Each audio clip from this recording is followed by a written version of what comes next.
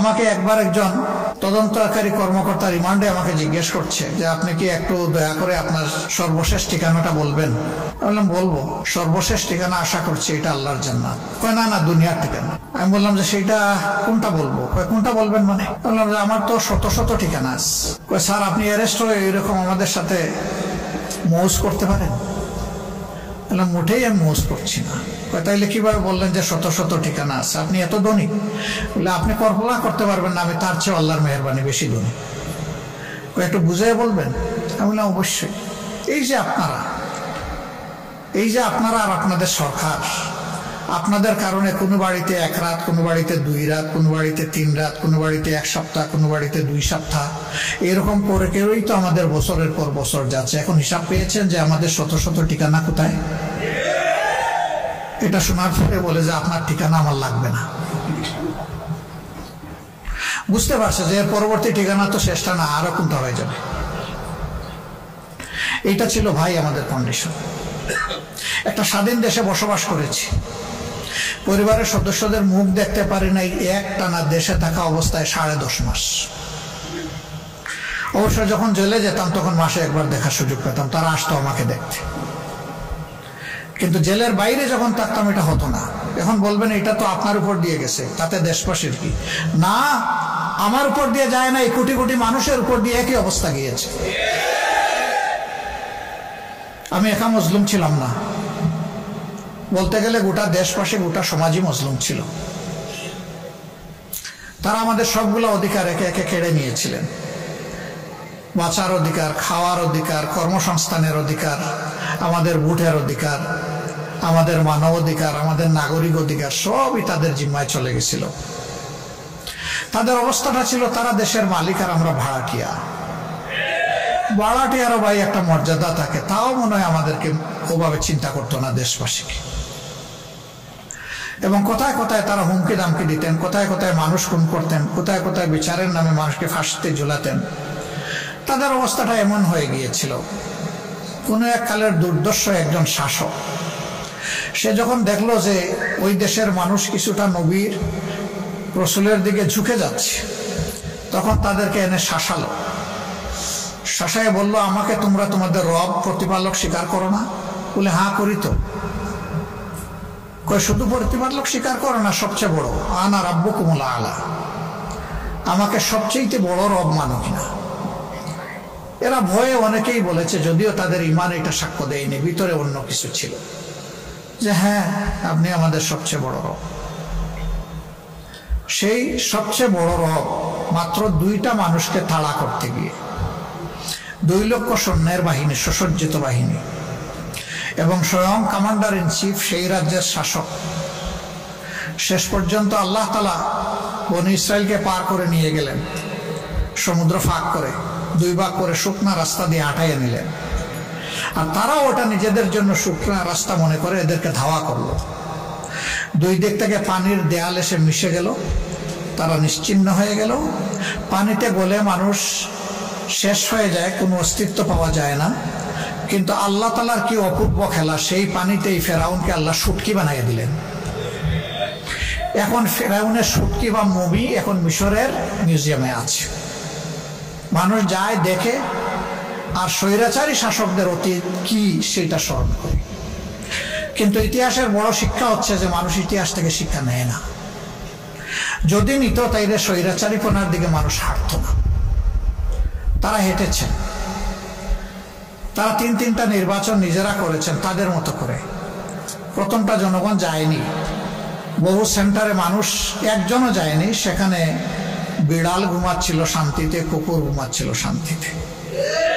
সেগুলা মিডিয়ার বন্ধুরা তুলে এনেছিলেন তারা তাদের শৈল্পিক হাত দিয়ে।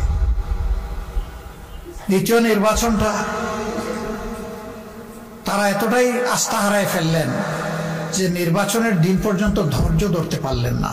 18 সালে আমাকে এখানে জোটের পক্ষ থেকে ক্যান্ডিডেট করা হয়েছিল। আমি এক মুহূর্তের জন্য এইভাবে আপনাদের সামনে এসে দাঁড়াতে পারিনি, আপনাদের মুখ দেখতে পারিনি। এই পরিস্থিতি এমনভাবে সৃষ্টি করে রাখা হয়েছিল, সারা বাংলাদেশে 64 জন ক্যান্ডিডেটকে কারাগারে নিক্ষেপ করা হয়েছিল। 113 জনকে তাদের বাড়িতে গৃহবন্দী করা হয়েছিল, ঘর থেকে বের হতে দেওয়া হয়। সেই রকম করে নির্বাচন। তারপরেও নির্বাচনের দিন পর্যন্ত তারা ধৈর্য ধরেন নাই, রাতের বেলায় সাবাড় করে দিচ্ছেন সব। বিবিসির একজন সাংবাদিক আমাকে প্রশ্ন করলেন, আগামীকালের নির্বাচনকে আপনি কিভাবে দেখছেন? আমি বললাম, আগামীকালকে নির্বাচন কোথায় ভাই? কেন, কালকে নির্বাচন হবে না? বললাম, না, নির্বাচন তো কালকে হবে না, আজকে রাতেই তো হচ্ছে নির্বাচন। বলেন কি আপনি? ভাই, আপনি সাংবাদিক, আপনার কাছ থেকে না আমি জানবো যে আজকের রাতের নির্বাচনটা কেমন হচ্ছে? আপনি দেখি আমারে জানতে চান? ওই যে এটা কি বলেন? আমি বললাম যে ভাই, আমারে যারা প্রশ্ন করেছেন প্লিজ আপনি যান। মণিপুর মণিকানন 2 স্কুল সে ভিজিট করে গিয়ে বললো, ইউ আর কারেক্ট, নির্বাচন তো বিপুল উৎসাহ উদ্দীপনায় রাতের বেলা হচ্ছে একতরফা। এই নির্বাচনকে জনগণ মিডনাইট ইলেকশন নাম দিয়েছিল। জাপানের কূটনীতিবিদরা কখনো মুখ করলেন না অন্য দেশের রাজনীতির ব্যাপারে। এই প্রথমবার এই নির্বাচনের পরে জাপানের বাংলাদেশি যিনি রাষ্ট্রদূত ছিলেন তিনি বললেন, এটা নির্বাচন নয়, এটা মধ্যরাতের নির্বাচন। ইন্টারন্যাশনাল কমিউনিটিও এটাকে সেইভাবে নিয়েছিল। আর 24 সালে নির্বাচন করার জন্য প্রার্থী পাওয়া যাচ্ছে না, কে কম্পিটিশন করবে? সেখানে আমি আর ডামি এই মিলিয়ে তারা নির্বাচন করেছে। এখানে যাদের বয়স 35-36 নিচে তারা একটু হাত তুলেন তো দেখি। মাশাআল্লাহ, a good number of people. আপনারা জীবনে হাত নামান ভাই, কষ্ট করছেন। আপনারা জীবনে একটা ভোটও দিতে পারেন নাই। আপনারা কি তাদেরকে আপনাদের অধিকার কেড়ে নেওয়ার অধিকার দিয়েছিলেন? দেন নাই। সেই 3 নির্বাচনে আপনারা শুধু ভোট দিতে পারেন নাই না, আমরাও ভোট দিতে পারি নাই। আমি তো আমার ভোট হতে পারি। আমি যখন ইলেকশন স্টার্ট হওয়ার 1.5 ঘন্টা পরে শুনলাম যে আমার কিছু এজেন্টকে গায়েব করা হয়েছে ধরে নিয়ে, 2-1 জন মহিলার মাথা ফাটিয়ে দেওয়া হয়েছে, হাত ভেঙে দেওয়া হয়েছে, তখন আমি বললাম যে রক্তের বিনিময়ে আমার আসনে বিজয় লাভ করার আমার প্রয়োজন নাই, আমি এই নির্বাচনে থাকবো না। তাই সারা দেশের খবর নিয়ে আমরা 12টা 15 মিনিটের সময় বলে দিলাম যে এই নির্বাচনে আমরা নাই, এটা আমরা প্রত্যাখ্যান করলাম। আমরা অবৈধ নির্বাচনকে বৈধতা দিতে চাই না। আমাদের বিভিন্ন দেশের বন্ধু বান্ধব বলতো, তোমরা বলতেছো ওরা ফেয়ার ইলেকশন দিবে না, তোমরা না গিয়ে কিভাবে এটা প্রমাণ করবা যে ওরা ফেয়ার ইলেকশন? তোমরা যাও, তারপরে বোঝা যাবে ইলেকশন ফেয়ার না ফেয়ার। অবশ্যই ইলেকশন হয়ে যাওয়ার পরে আর কোনো বন্ধু বান্ধবের কথা বলে নাই যে তোমরা নির্বাচনে যাও। 24 সালের নির্বাচনের পরে তারা ঘোষণা দিয়েছিল 41 সাল পর্যন্ত বাংলাদেশের ইজারা তারা গ্রহণ করেছে, যে আমরা 41 সাল পর্যন্ত এই দেশকে সাজাবো, অর্থাৎ আমরা ক্ষমতায় থাকবো। তুতিল মুলকা মান তাশা ওয়া তানজিউল মুলকা মিম্মান তাশা। আল্লাহ হচ্ছেন সমস্ত মুলকিয়াতের মালিক। কুলিল্লাহুম্মা মালিকাল মুলক। নবী তুমি বলে দাও, তিনি সেই মহান আল্লাহ যিনি সমস্ত বাদশাহীর মালিক। তার মহান বাদশাহী থেকে দুনিয়ার শৃঙ্খলা বিধানের জন্য যেখানে যেখানে প্রয়োজনে একটু হালকা কর্তৃত্ব তিনি দান করেন। এই কর্তৃত্বে যারা ব্যর্থ প্রমাণিত হয়, জালেম প্রমাণিত হয়, ধোঁকাবাজ খেয়ানতকারী প্রমাণিত হয়, সন্ত্রাসী প্রমাণিত হয়, আমি তাদের কাছ থেকে আস্তে করে ক্ষমতা কেড়ে নিই। সব কিছু সাজানো হয়েছিল 41 সালের জন্য। 24 সাল যে 41 হয়ে যাবে তারা এটা বুঝতে পারেন নাই। সে বছরটা আমি আল্লাহ তাআলার মেহমান হিসেবে হজে গিয়েছিলাম। অনেক মানুষ মুখের দিকে তাকায় বলতো, যারা চিনতো, যে আমাদের কি বাঁচার কোনো পথ বের হবে? বলতাম কেন নয় ভাই? কই কিভাবে? যে আল্লাহ যেভাবে অতীতে করেছেন সেইভাবে। কই যে কোনো আলো দেখি না তো, এটা কারে দিয়ে হবে? তাই আমি বলতাম যে কেন, সকল যুগেই পরিবর্তন এসেছে, যুবকদের হাত ধরে তাদের গাড়ে ভর করে। বাংলাদেশেও পরিবর্তন আসবে যুবকদের হাত ধরে। ভাই আসল জায়গায় এসেছেন। চোখের 2 ফোঁটা পানি দিয়ে আপনি মাথাফে গিয়ে কাবাগরের দিকে নিশানা করে আল্লাহ তাআলাকে বলুন যে আল্লাহ এই জালিম জনপদ থেকে আমাদেরকে উদ্ধার করো। আল্লাহ চোখের পানি ফেরত দেবেন না। আল্লাহু আকবার। লোকেরা দেখতাম যে আমার কথায় বিশ্বাস করে না। আস্থা আসে না। হজ উমরা শেষ করে যখন ফিরলাম 17 তারিখ, 16 তারিখ আবু সাঈদের মৃত্যুর শাহাদতের মধ্য দিয়ে বাংলাদেশের নতুন অধ্যায়ের সূচনা হলো। 17 তারিখ থেকে আগুন জ্বলে উঠল। সেই দিন থেকেই চতুর্দিকে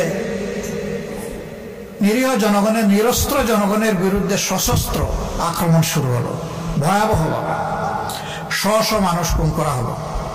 শেষ পর্যন্ত এর শেষ পরিণতি হলো গিয়ে 5 তারিখ। প্রিয় দেশটি স্বাধীন হয়েছে দুইবার। আমাদের জানা ইতিহাসে প্রথমবার স্বাধীনতা অর্জন করেছিল 1947 সালে। তখন যারা দেশ স্বাধীন করেছিলেন তারা ভিন্ন একটা জাতি সত্তা প্রমাণ করে নিজেদেরকে দুনিয়ার বুকে প্রতিষ্ঠিত করার জন্য অঙ্গীকার দিয়ে দেশ স্বাধীন করেছিলেন। কিন্তু সেই স্বাধীনতার পরবর্তী 23 বৎসর পশ্চিম পাকিস্তান এবং পূর্ব পাকিস্তানের মধ্যে ব্যাপক বৈষম্য দেখা দিয়েছিল। এমনকি 23 বৎসরে একবারই সেই জাতি সাধারণ নির্বাচন পেয়েছিল। তারা মনের মতো করে তাদের পার্লামেন্ট মেম্বার এবং জনপ্রতিনিধি নির্বাচনের সুযোগ পেয়েছিল। তারপরে ইতিহাস সবার জানা, ব্যাপক ত্যাগ এবং কুরবানির মধ্য দিয়ে পাওয়া আমাদের এই স্বাধীনতা। আমি ছোট মানুষটিরও বাংলাদেশের এই রক্তাক্ত স্বাধীনতায় একটু রক্তের অংশীদারিত্ব আছে। আমি শুধু একা নই, এরকম লাখো পরিবার তারা তাদের আপনজনকে সেদিন দেশের স্বাধীনতার জন্য উপহার দিয়েছিল। এগুলো নামায় ফেলতে হবে, এগুলোর ভারে আসলে নুয়ে যায়, এটা হইল সমস্যা। তারা সেদিন তাদের আপনজনকে উপহার দিয়েছিল একটি আশা নিয়ে। 1000 মাইল দূরত্ব থেকে এসে পশ্চিম পাকিস্তানের লোকেরা আমাদেরকে শোষণ করেছে। এখন আমরা নিজেদেরকে শাসন করব, আমরা শোষিত হব না। আমরা সুশাসন পাবো, ন্যায় বিচার পাবো। আমাদের জীবনে সামাজিক, রাজনৈতিক এবং অর্থনৈতিক নিরাপত্তা থাকবে। আমাদের সন্তানেরা জন্মের পরে চিকিৎসা সেবা পাবে, একটু বড় হলে তারা সুশিক্ষা পাবে, আর একটু বড় হলে তারা উপযুক্ত কাজ পাবে। সেই কাজ হাতে নিয়ে তারা দেশ গড়ায় অংশগ্রহণ করবে। এখানে এখন থেকে আমরা আর শোষিত এবং শাসক দুই শ্রেণী আমরা দেখব না। সেরকম একটা স্বপ্ন আর প্রত্যাশা নিয়ে বাংলাদেশের অভিযাত্রা শুরু হয়েছিল 1972 সালের 10 জানুয়ারি। শেখ মুজিবুর রহমান সাহেব পাকিস্তানের কারাগার থেকে মুক্ত হয়ে বাংলাদেশে ফেরার পরে তিনি অকপটে বলতে গেলে বলতেই হয়, সে সময় তিনি ছিলেন জাতির অবিসংবাদিত নেতা। এদেশের 94% মানুষ তার দলের প্রতি আস্থা রেখেছিল 70-এর নির্বাচনে। আফসোস, এমন আকাশচুম্বী জনপ্রিয়তা আর মানুষের ভালোবাসা নিয়ে যিনি দেশের দায়িত্ব নিলেন, তিনি দেশটাকে সামলাতে পারলেন না। তিনি দেশ সামলাবেন কেমনে, তার দলকেই তো সামলাতে পারলেন না। এই জন্য সেই দলটির ব্যাপারে আক্ষেপ করে উনি অনেক কষ্টের কথা বলে গেছেন যে বিশ্বে বিভিন্ন দেশ যখন স্বাধীন হয় মানুষ তারা সম্পদের খনি পায়, আমি পেয়েছি ভিন্ন খনি। কিসের খনি আমি এটা বলতে গেলাম না। সম্মানিত ভাইরা, তিনি এও বলেছিলেন, কারে নিয়ে আমি সোনার বাংলা গড়ব, ডানে বায়ে সামনে পিছনে যার দিকে তাকাই একই চেহারা দেখতে পাই। তিনি তার জীবনের মূল্য দিয়ে এর প্রায়শ্চিত্ত করেছেন। অবশ্যই এইভাবে একটি পরিবারের নিহত হওয়াকে সভ্য বিশ্বে কেউ সমর্থন করে না, কিন্তু নিয়তে যার যেরকম লেখা তাকে তো সেরকমই বরণ করতে হবে। এটাও তো ঠিক যে স্বাধীন বাংলাদেশে তাদের শাসন আমলে 36,000 মানুষকে বিনা বিচারে হত্যা করা হয়েছিল। যার মধ্যে 10,000 ছিল মুক্তিযোদ্ধা, যারা কিনা দেশ শাসন করেছিল বুক চিতিয়ে লড়াই করে। তাদেরকেই মরতে হলো রক্ষী বাহিনীর হাতে। রক্ষী বাহিনীর চাবকের তো নিষেধ থেকে অনেকে ফিরে আসেনি, কেউ সৌভাগ্যক্রমে ফিরে এসেছে। ফিরে আসা এক দুর্বল মানুষ আমিও। আল্লাহ তাআলা কি জন্য আমাকে সেদিন বাঁচিয়ে রেখেছেন আল্লাহই ভালো জানে। অথচ আমি একটি শহীদ মুক্তিযোদ্ধা পরিবারের মানুষ, আমার কোনো অপরাধ ছিল না। আমার বিষয়টা দিয়ে আমি বিবেচনা করেছি এরকম বহু নিরপরাধ মানুষকে তারা নির্যাতন করেছে। কেউ কেউ দুনিয়া ছেড়ে চলে গেছে, আফসোস নাই। তারপরেও যদি দেশের মানুষ আমাদের জীবনের বিনিময়ে একটু শান্তি পেত, কোনো আফসোস থাকতো না। কি অবস্থা সৃষ্টি হলো। সম্ভ্রান্ত পরিবারের মানুষগুলো তাদের মেয়েগুলোকে আর কলেজ ইউনিভার্সিটিতে পাঠানো বন্ধ করে দিয়েছিল। কেন বন্ধ করে দিয়েছিল আপনারা বুঝতেই পারছেন। মানুষের জীবনের কোনো নিরাপত্তা ছিল না, সম্পদের কোনো নিরাপত্তা ছিল না, বাইরেও ছিল না, ঘরেও ছিল না।